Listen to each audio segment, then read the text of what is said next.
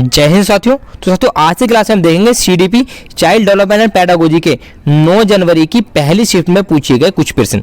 तो सभी साथी अंत तक हमारे साथ बने रहें और जिन साथियों ने अभी तक हमारे चैनल को सब्सक्राइब नहीं किया वो सभी साथी जल्दी से हमारे चैनल को सब्सक्राइब कर लें। तो साथियों देखेंगे 9 जनवरी को आपकी पहली शिफ्ट में जो सीडीपी से क्वेश्चन पूछे गए हैं वो है शैशव काल की अवधि है जन्म से 1 वर्ष तक, जन्म से 2 वर्ष तक, जन्म से 3 वर्ष तक या फिर 2 से 3 वर्ष तक। तो क्वेश्चन नंबर 1 शैशव काल की अवधि कहां से कहां तक होती है, इसका आंसर आप कमेंट में टाइप कीजिए। जी हाँ, क्वेश्चन नंबर 1 का सही आंसर क्या होगा, इसका सही आंसर होगा साथियों शैशव काल की अवधि होती है जन्म से 2 वर्ष तक।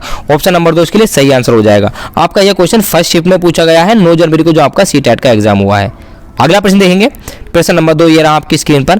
पियाजे के अनुसार 2 से 7 वर्ष के बीच का एक बच्चा संज्ञानात्मक विकास की किस अवस्था में होता है, यानी कि पियाजे ने जो संज्ञानात्मक अवस्था की 4 अवस्थाएं बताई हैं संज्ञानात्मक विकास की, उनमें से 2 से 7 वर्ष के बीच कौन सी अवस्था होती है, पूर्व संज्ञानात्मक अवस्था, औपचारिक संज्ञानात्मक अवस्था, मूर्त संज्ञानात्मक अवस्था या फिर संवेदी गतिक अवस्था। तो क्वेश्चन नंबर 2 का सही आंसर क्या होगा साथियों, 2 से 7 वर्ष के बीच जो अवस्था होती है वो होती है आपकी पूर्व संज्ञानात्मक अवस्था। ऑप्शन नंबर 1 इसके लिए सही आंसर हो जाएगा। अगला प्रश्न देखेंगे, प्रश्न नंबर 3 ये रहा आपकी स्क्रीन पर।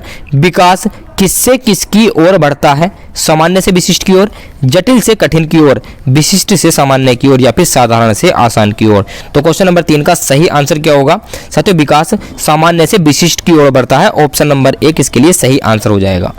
अगला प्रश्न देखेंगे, प्रश्न नंबर 4 आज की क्लास का हमारा। जब वयस्क सहयोग से सामंजस्य कर लेते हैं तो वे बच्चे के वर्तमान स्तर के प्रदर्शन को संभावित क्षमता के स्तर के प्रदर्शन की तरफ प्रगति क्रम को सुगम बनाते हैं। इसे क्या कहा जाता है, समीपस्थ विकास, सहयोग देना, सहभागी अधिगम या फिर सहयोगात्मक अधिगम। साथियों ये लेवल था फर्स्ट शिफ्ट का, 9 जनवरी की फर्स्ट शिफ्ट का ये लेवल था। इस तरीके का आपके सीडीपी के क्वेश्चन आए थे।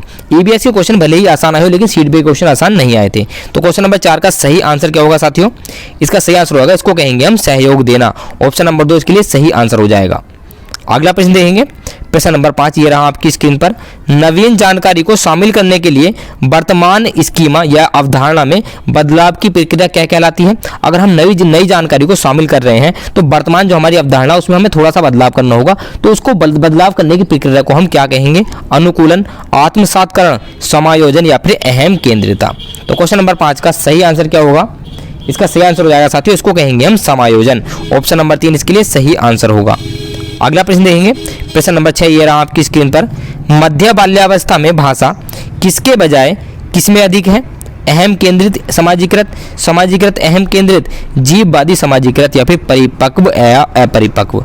तो क्वेश्चन नंबर 6 का सही आंसर क्या होगा, इसका सही आंसर होगा साथियों ऑप्शन नंबर 2 समाजीकृत और अहम केंद्रित, यानी कि मध्य बाल्यावस्था में भाषा समाजीकृत के बजाय अहम केंद्रित ज्यादा है। ऑप्शन नंबर 2 इसके लिए सही आंसर हो जाएगा।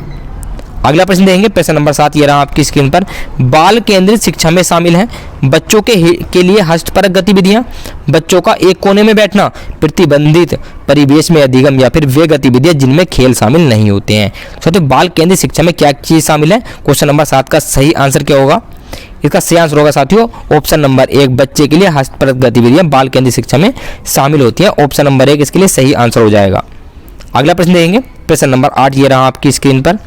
कक्षा अध्यापक ने राघव को अपनी कक्षा में अपने कीबोर्ड पर स्वयं द्वारा तैयार किया गया मधुर संगीत, मधुर होगा साथियों यहाँ पर, मधुर संगीत बजाते हुए देखा। कक्षा अध्यापक ने विचार किया कि राघव में कौन सी बुद्धि उच्च स्तरीय थी, स्थानिक बुद्धि, शारीरिक गतिबोधक, संगीतमय या फिर भाषाई। तो क्वेश्चन नंबर 8 का सही आंसर क्या होगा, इसका सही आंसर होगा साथियों उसमें संगीतमय बुद्धि उच्च स्तरीय थी। तो ऑप्शन नंबर 3 इसके लिए सही आंसर हो जाएगा। अगला प्रश्न देखेंगे, प्रश्न नंबर 9 ये रहा आपकी स्क्रीन पर। जब एक शिक्षक यह समझता है कि स्वाभाविक रूप से लड़के गणित में लड़कियों से अच्छे होते हैं, यह नीतिपरक दर्शाता है कि अध्यापक क्या है, नीतिपरक है, लिंग पक्षपाती है, शिक्षाप्रद है या फिर सही दृष्टिकोण वाला है।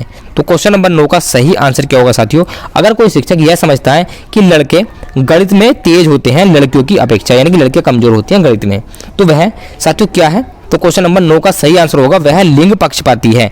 ऑप्शन नंबर 2 इसके लिए सही आंसर हो जाएगा। अगला प्रश्न देंगे, प्रश्न नंबर 10 ये रहा आपकी स्क्रीन पर।